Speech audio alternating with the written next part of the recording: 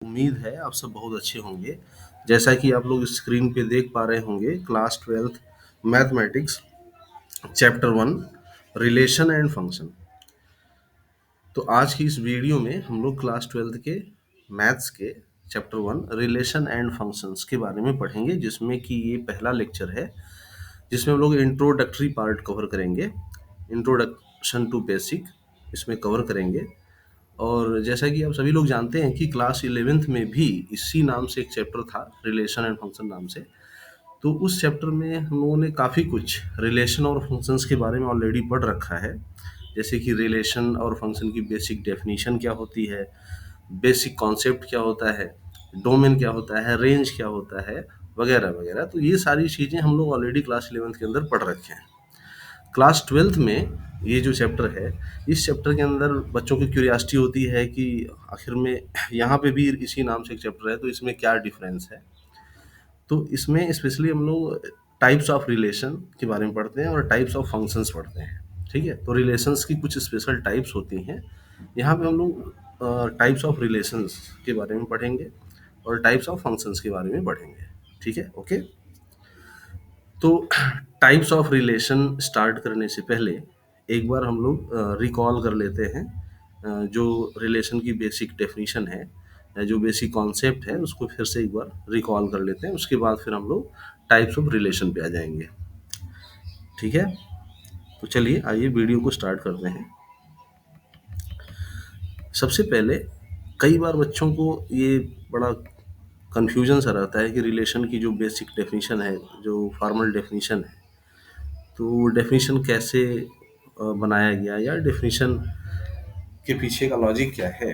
तो उसको समझने के लिए रिलेशन को, स्पेशली रिलेशन को समझने के लिए आइए हम लोग एक एग्जाम्पल के थ्रू, बहुत ही सिंपल लैंग्वेज में एक एग्जाम्पल के थ्रू समझने की कोशिश करते हैं।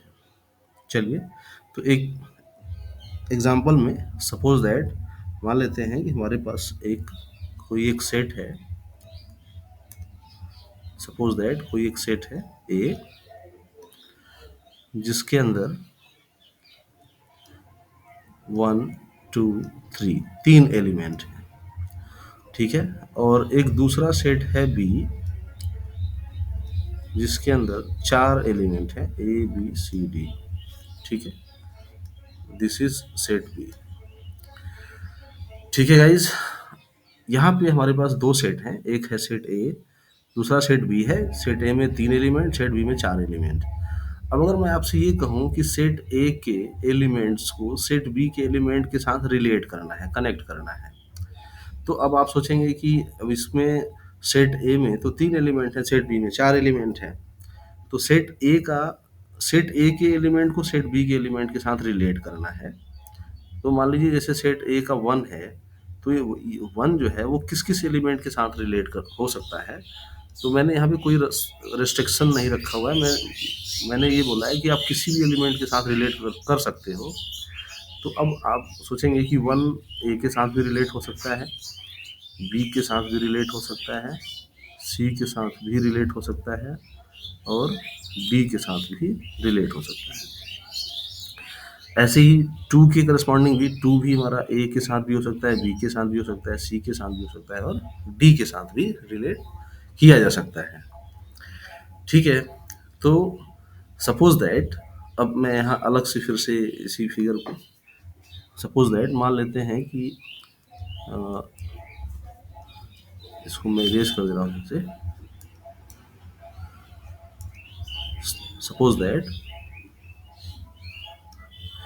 एक मैंने रिलेशन बनाया जिसमें सेट ए के एलिमेंट को सेट बी के एलिमेंट से कनेक्ट किया गया है। जैसे मैंने 1 को बी से कनेक्ट कर दिया, 2 को ए से कनेक्ट कर दिया, और 3 को सी से कनेक्ट कर दिया।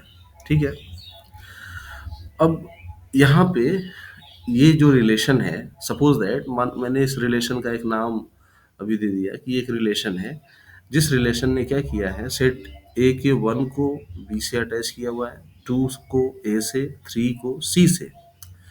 ठीक है, तो इसी बात को ये जो फिगर में आपको दिख रहा है पूरा ये एक पिक्चोरियल रिप्रेजेंटेशन जो दिख रहा है, इसी को अब एक सेट के फॉर्म में, या मैथमेटिशियन क्या करते हैं, इसको एक संक्षिप्त रूप देते हैं, कॉम्पैक्ट फॉर्म में लिखने की कोशिश करते हैं। तो इसी चीज़ को हम ऐसे लिखेंगे कि सपोज दैट वन जो है ना, ये किसके साथ रिलेट कर रहा है, बी के साथ, तो वन कॉमा बी, इसको ऑर्डर्ड पेयर के फॉर्म में लिखेंगे, यानी वन का बी के साथ रिलेशन है, टू का ए के साथ रिलेशन है, टू ए के साथ रिलेट कर रहा है, और थ्री सी के साथ रिलेट कर रहा है। ठीक है, तो अब ये जो इतना बड़ा सा पिक्चर दिख रहा था आपको पिक्चोरियल रिप्रेजेंटेशन में, तो क्लियरली दिख रहा है कि वन किसके साथ अटैच है, बी किसके साथ अटैच है। बट अगर ये फिगर में थोड़ी देर के लिए अगर इस फिगर को यहाँ से डिलीट कर दूँ, हटा दूँ, और इसको ऐसे पेयर के फॉर्म में लिख दूँ, तो इस पेयर से भी क्लियर है कि वन हमारा, अगर ये कन्वेंशन ये है कि पहला जो एलिमेंट है वो सेट ए से आ रहा है और दूसरा एलिमेंट जो है वो बी से आ रहा है, तो वन किसके साथ अटैच है ये हमें पता लग जाएगा। तो इसकी बजाय, पिक्चोरियल रिप्रेजेंटेशन की बजाय, हम ये ऑर्डर्ड पेयर में रिलेशन को लिखते हैं, और इसको इसी तरीके से कलेक्शन के फॉर्म में मान लेते हैं। एक इसको कलेक्ट कर दिया हमने, और इसी को आर से डिनोट किया, क्योंकि ये एक कलेक्शन है और एक सेट है, तो इस हर सेट को रिप्रेजेंट करने के लिए कैपिटल लेटर हम लोग यूज़ करते हैं। तो यहाँ पे हमने, चूंकि ये रिलेशन है, तो इसलिए इसको आर से मैंने सपोज कर लिया, मान लिया हमने कि ये आर है, दिस कलेक्शन इज आर। तो ये एक रिलेशन है, ठीक है, ये this collection will be a relation from set A to set B. ठीक है, तो यहाँ पे देखिए, ये वन बी के साथ, टू ए के साथ, थ्री सी के साथ ये रिलेट कर रहा है। आइए एक दूसरा एग्जाम्पल लेते हैं। एक दूसरा रिलेशन एग्जाम्पल तो यही रहेगा, सेट ए और सेट बी का यही एग्जाम्पल रहेगा। क्या अब ये क्वेश्चन बनता है कि क्या सिर्फ यही एक रिलेशन है जो from set A to set B define किया जा सकता है, या कुछ और भी रिलेशन हो सकते हैं? तो इसका जवाब ये है कि और भी रिलेशन हो सकते हैं। जैसे इस बार मैंने वन को बी से अटैच किया है, तो मैं वन को ए के साथ भी कर सकता हूँ, सी के साथ और डी के साथ भी कर किया जा सकता है। तो ऐसी एक रिलेशन मैं यहाँ पे बना के दिखा रहा हूँ अलग से। सपोज दैट एलिमेंट यही रहेंगे, सेट ए और सेट बी। ठीक है, तो सेट ए में वन टू थ्री तीन एलिमेंट हैं, सेट बी में भी वही एलिमेंट है, ए बी सी डी। अब इस बार हमने क्या किया, वन को सी से अटैच किया, टू को ए से, और थ्री को बी से। तो इसको भी सपोज दैट हमने आर डैश, इसका नाम क्या रख दिया, आर डैश, और इसको लिखेंगे ऑर्डर्ड पेयर की फॉर्म में। तो वन कॉमा सी, वन सी के साथ रिलेट कर रहा है, टू ए के साथ रिलेट कर रहा है, और थ्री बी के साथ रिलेटेड है। ठीक है, तो ये भी एक रिलेशन है जिसमें क्लियरली हम देख पा रहे हैं कि वन किसके साथ रिलेट कर रहा है, टू का किसके साथ रिलेशन है, और थ्री का किसके साथ रिलेशन है। तो हम बात कर रहे थे कि जो रिलेशन की जो फॉर्मल डेफिनेशन दी जाती है, वो फॉर्मल डेफिनेशन देखिए यहीं से आपको पता चल जाएगा कि कैसे उसकी डेफिनेशन की उस तरीके से डिफाइन की जाती है। तो यहाँ पे आप देखेंगे, तो ये जो दोनों रिलेशन, सपोज दैट मैंने दो रिलेशन एक सेम सेट पर, मान लीजिए सपोज दैट ए और बी दोनों सेट यहाँ पे सेम ही है, दोनों सेट दोनों वही सेट है, और हमने दो रिलेशन बनाए हैं, एक है आर और दूसरा है आर डैश। अब अगर आप ध्यान से देखेंगे, तो ये जो दोनों रिलेशन है आर और आर डैश, ये दोनों के दोनों कुछ नहीं है बल्कि ये ए क्रॉस बी के सबसेट हैं। ठीक है, that means R R is also subset of A cross B. A और बी का जो कार्टेशियन प्रोडक्ट है, इसी का ये सबसेट है। आर डैश भी हमारा क्या है, ए क्रॉस बी का सबसेट है। ठीक है, अब ए क्रॉस बी क्या है ये आप सभी को पता है, क्लास 11th में भी आप लोग पढ़ चुके हैं। हालांकि मैं यहाँ फिर से एक बार ऊपर लिख दे रहा हूँ। जैसे अब ये ए और बी आपको गिवन है, तो ए क्रॉस बी जो सेट होगा दोनों का कार्टेशियन प्रोडक्ट, ये मैं ऊपर लिख दे रहा हूँ। ए क्रॉस बी कितना हो जाएगा, collection of all ordered pair from the element A of the element A to B, one comma A 1b 1c 1 का c के साथ, फिर 1d, ऐसे ही 2a 2b 2c and 2d, फिर 3a 3b 3c and 3d। तो ये हमारा Cartesian product A and B है, यानी ए और बी का कार्टेशियन प्रोडक्ट है। तो आप देखेंगे कि ये जो दोनों रिलेशन है आर और आर डैश, ये इसी सेट ए क्रॉस बी के सबसेट हैं, यानी कार्टेशियन प्रोडक्ट ए और बी के क्या हैं, सबसेट्स हैं। देख सकते हैं आप, इसमें आर में कितने एलिमेंट हैं, 1 2 3, 3 एलिमेंट हैं, तीनों एलिमेंट इसके अंदर एग्जिस्ट कर रहे हैं ए क्रॉस बी के अंदर। देखिए यहाँ पे 1 comma B, 2 comma A and 3 C, ये है। ऐसे ही आर डैश जो है, इसमें भी 3 एलिमेंट है और इससे तीनों सारे एलिमेंट इसके अंदर एग्जिस्ट कर रहे हैं, कंटेंट है। सो हम ये बोल सकते हैं कि R and R dash both are subset of A cross B. That means अब यहीं से आपको एक कंसेप्ट समझ में आ रहा होगा कि अगर हम इसी तरीके से कोई भी रिलेशन बनाएंगे from set A to set B, तो वो सभी के सभी रिलेशन, चाहे कोई भी रिलेशन हम बनाए, वो सभी के सभी रिलेशन क्या होंगे, ए क्रॉस बी के सबसेट्स होंगे।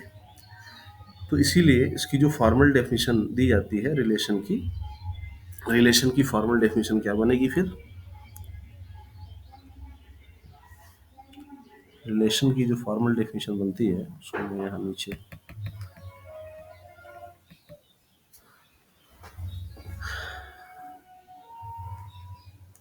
नीचे मैं यहाँ लिख दे रहा हूँ। रिलेशन की जो फॉर्मल डेफिनेशन है,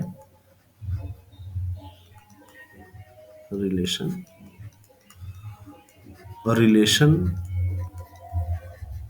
from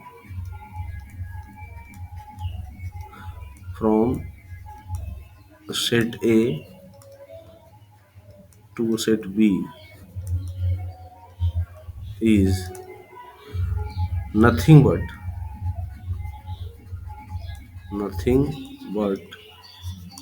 it is just subset of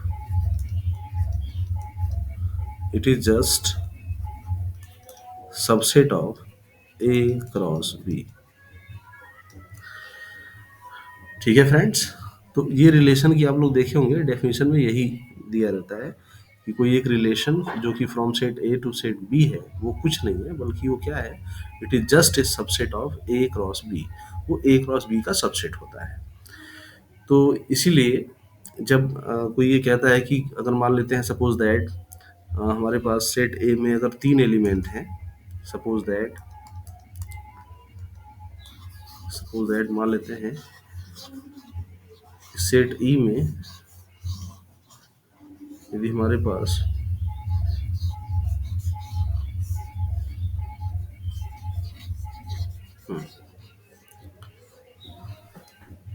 ठीक है,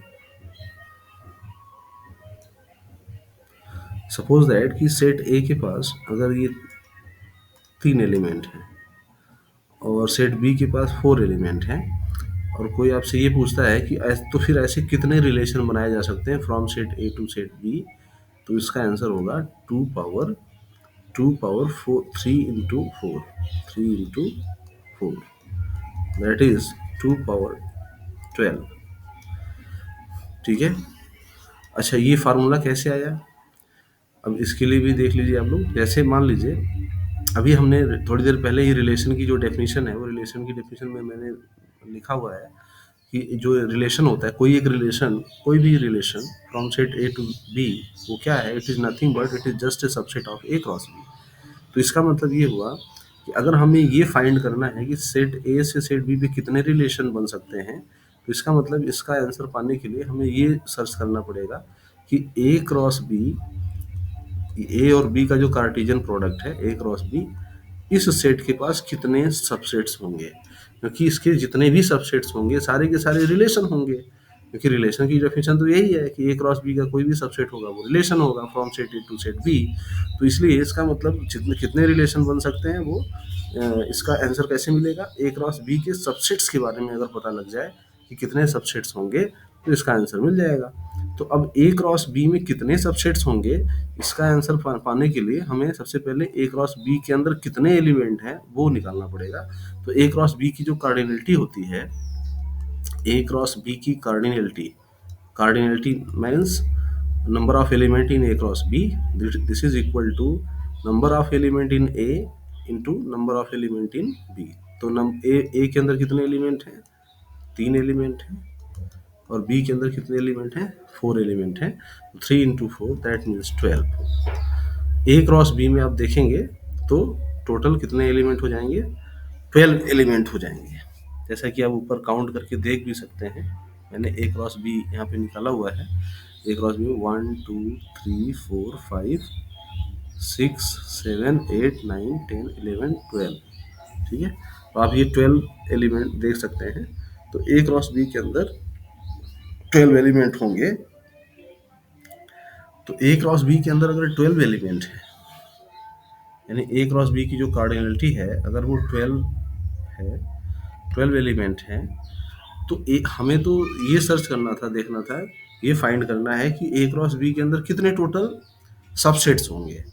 तो हमें एक रिजल्ट मालूम है कि अगर किसी सेट के अंदर n एलिमेंट है तो उसके पास कितने टोटल सबसेट होते हैं, 2 पावर n। तो ए क्रॉस बी के पास कितने टोटल सबसेट्स होंगे, तो ए क्रॉस बी में अगर 12 एलिमेंट हैं तो इसके सबसेट्स कितने होंगे, 2 पावर 12। तो ऐसे ही एक जनरल फार्मूला बन जाता है यहाँ से कि total number of subsets, total number of, यहाँ पे नोट कर लेंगे, total number of subsets of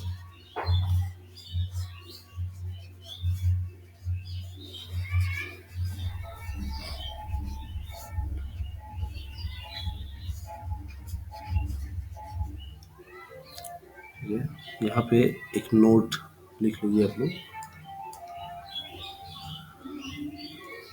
total number of relation if set A has m element and set B has n element,